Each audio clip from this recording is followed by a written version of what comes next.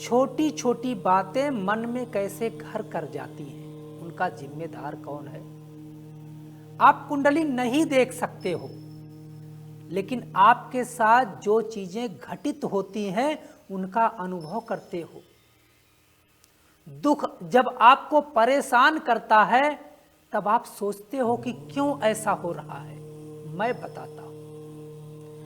जन्म कुंडली में चंद्रमा के साथ साथ यदि कोई ग्रह स्थिर होकर के लग्न को अगर प्रभावित करता है, षष्ठम भाव को प्रभावित करता है, अष्टम भाव को प्रभावित करता है, द्वादश भाव को प्रभावित करता है, तब भी व्यक्ति मानसिक रूप से अस्त व्यस्त हो जाता है। ऐसा हम कह सकते हैं कि व्यक्ति धीरे धीरे डिप्रेशन की ओर चलने लगता है। छोटी छोटी बातें उसके मन को बहुत पीड़ा देती हैं। वो अपने मन में ही चीजों को बुन लेता है और खुद पीड़ित रहने लगता है, क्योंकि लग्न निश्चित रूप से हमारा मस्तिष्क है। जब मस्तिष्क पीड़ित होता है तब भी दुख होता है।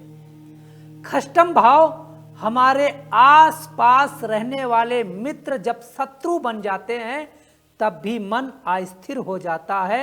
अष्टम भाव पे अगर उन ग्रहों की दृष्टि होती है तो बार बार एक्सीडेंट का होना, बार बार लंबी बीमारियां आना, बार बार तमाम रोग का आना, ये भी निश्चित रूप से मन को पीड़ित करता है और तमाम शंकाएं हमारे मन में उठा के पैदा कर देता है।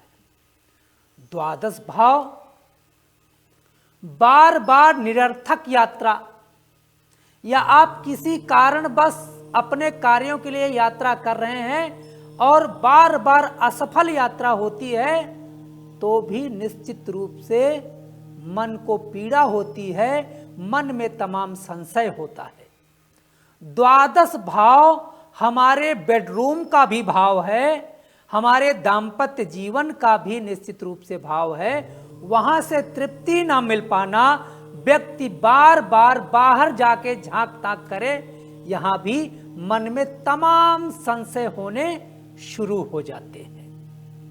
इन विषयों के बारे में हम आपको एक उपाय देंगे, उन उपायों को जरूर करिएगा, लेकिन आप कार्यक्रम को देखते रहिए, क्योंकि यह कार्यक्रम आपसे निश्चित रूप से जुड़ा हुआ कार्यक्रम है।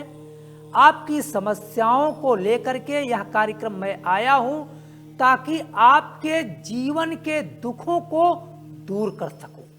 यदि हम हरे वृक्षों को काटते हैं तब भी हमारे पितृ नाराज होते हैं और मन बहमी हो जाता है, पितृ दोष उत्पन्न हो जाता है। यदि हम पूजा पाठ सही ढंग से नहीं करते हैं, पूजा पाठ में अव्यवस्था होती है, पूजा पाठ को गलत तरीके से किया जाता है, तब भी आपके कुल के देवता नाराज हो जाते हैं और आपके पूरे परिवार में वहम उत्पन्न हो जाता है।